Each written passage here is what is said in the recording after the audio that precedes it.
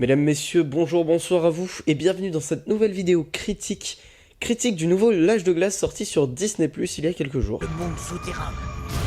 Cet endroit est le plus dangereux au monde. Attends une minute, tu pourrais répéter? J'avais une guimauve coincée dans l'oreille. Oh, bon sang, est-ce que vous êtes fatigant? Sans plus attendre, entrons dans le vif du sujet. On va découper cette vidéo en deux parties, les points positifs, les points négatifs. Attention, il y aura beaucoup de spoil. On va commencer par le positif. Le positif, Buck est de retour. Voilà. C'est le seul point positif. Buck, c'est vraiment l'un de mes personnages favoris de toute la saga L'Âge de Glace. On découvre dans L'Âge de Glace 3 l'ère des dinosaures. Et vraiment, il a un caractère, une personnalité incroyable.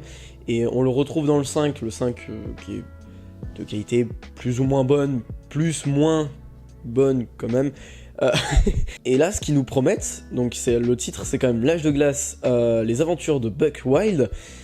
Et on a quasiment pas de Buck. Voilà, du coup le point positif c'était que Buck était de retour, maintenant c'était le seul point positif. On passe au négatif, on va s'amuser. Du coup point négatif, bah le scénario est nul. Déjà on nous promet Buck Wild, c'est même dans le nom, hein, les aventures de Buck Wild. Et au final, les personnages principaux sont Crash et Eddie, les deux opossums. Mais pourquoi ?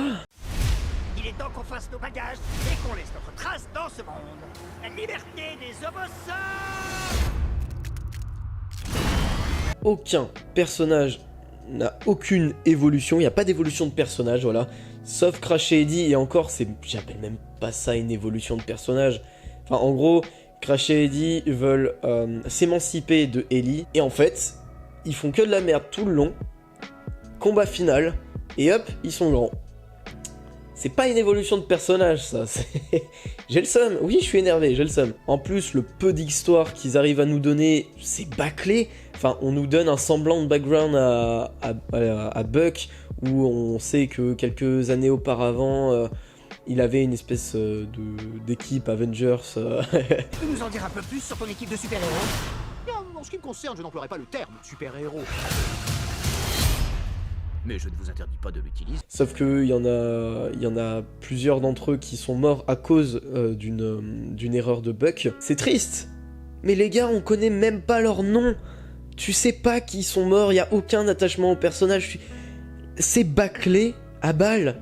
C'est nul. Alors je suis désolé, hein, je suis très critique négatif là-dessus en disant c'est nul, c'est mauvais et tout, mais je le pense.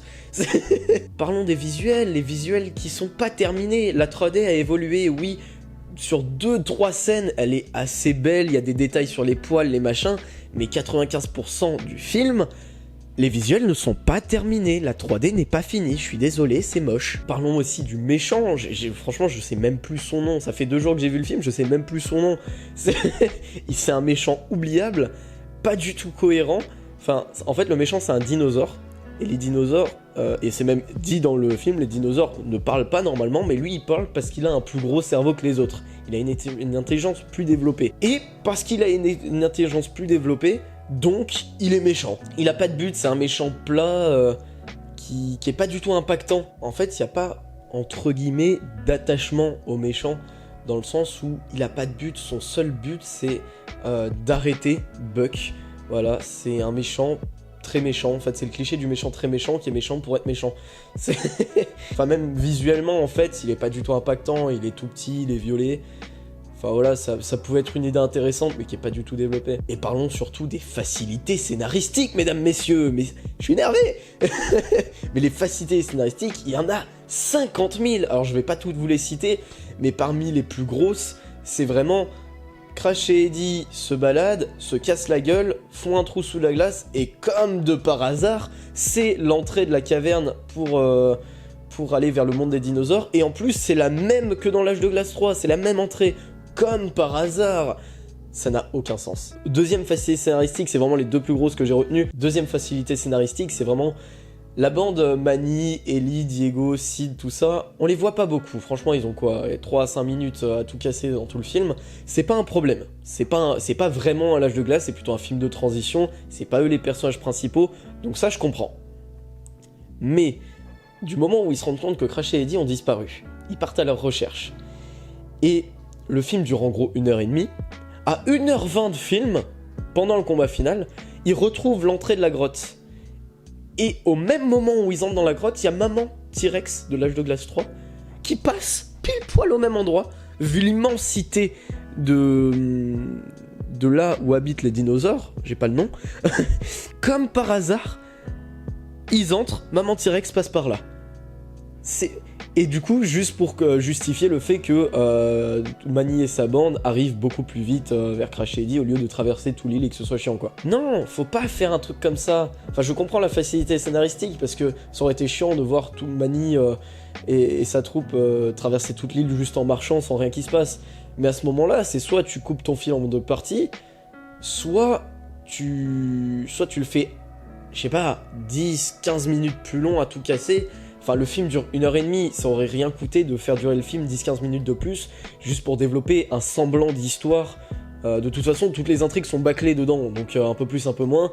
Tu fais un semblant d'histoire en mode, il arrive 1-2 trucs sur la route, et ils se rejoignent. Enfin, je sais pas, c'est...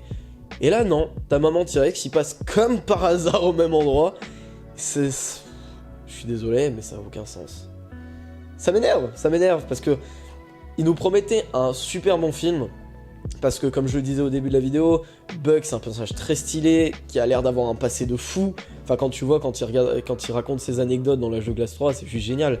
Même sa folie, la folie qu'il a à parler à des noix de coco, des trucs comme ça dans l'âge de glace 3, en fait, ils l'ont mis dans celui-là, mais c'est même pas... C'est pas impactant, c'est pas drôle. C'est juste là parce que c'est lui, mais c'est pas drôle, ça a aucun impact sur l'histoire, alors que ça en avait sur l'âge de glace 3. Enfin non, je suis désolé, mais je suis vraiment déçu, quoi. Tout ça pour dire qu'il nous promettait un vrai bon film de transition, hein. C'est pas vraiment un film l'âge de glace, c'est vraiment un film de transition entre deux films, comme un gros court-métrage d'1h30, quoi. Le pire, c'est que vraiment, là où je suis vraiment déçu, c'est qu'ils nous promettent les aventures de Buck Wild, comme je le disais au début de la vidéo. Au final, c'est Crash et Eddy, alors que Crash et Eddy, bah franchement, on s'en fout, c'est des personnages secondaires, ils les développent, c'est bien, mais vraiment pas en 1h30, ou alors faites-le mieux que ça, quoi. Parce que là, nous servir 1h30 de... ouais, il y a un méchant pas impactant avec des histoires bâclées. Oui, on se retrouve avec une fin de film où au final, on n'est pas plus avancé qu'au début. Parce que l'intrigue n'a pas évolué, parce que ça n'a pas impacté nos personnages, il n'y a eu aucune évolution de personnage. Parce qu'en fait, le film se termine où Crash et Eddy, en fait, s'émancipent, du coup, effectivement, et disent à Ellie que non, ils veulent pas retourner dans... entre guillemets l'âge de glace, enfin le monde extérieur, mais qui veulent rester avec Buck en dessous, dans le souterrain avec les dinosaures. Ok, donc en fait tu nous as servi 1h30 de bullshit sans aucun sens, avec des putains de facilités scénaristiques, aucune évolution de personnage, des incohérences énormes, pour au final juste avoir une excuse pour faire disparaître les personnages de Crash et Eddy. Je suis si déçu. En conclusion, c'est pas bien. Voilà, ça, à la limite, ça fait passer le temps, faut vraiment poser son cerveau à côté et... non, je suis désolé, je suis déçu. Voilà, j'ai dit à peu près tout ce que j'avais à dire sur le film. Je pense que je vais arrêter la vidéo là. Nous, on se retrouve dans une prochaine vidéo. Dans pas très longtemps, je vais filmer une deuxième critique, la critique de Morbius, le nouveau Marvel. Je vais filmer ça juste après cette vidéo là. Donc on se retrouve sûrement 2 jours, 1 ou 2 jours après la sortie de cette vidéo aussi. Donc je vous dis à très bientôt. N'oubliez pas de liker la vidéo, de commenter, de la partager et de s'abonner. En n'oubliant pas évidemment la cloche pour ne louper aucune notification de sortie de vidéo. Déjà que j'en sors peu, ce serait con d'en manquer. Sur ce, je vous dis à bientôt. Bonne soirée, bonne nuit, bon réveillon, bon Noël. C'est déjà beaucoup trop long. À plus.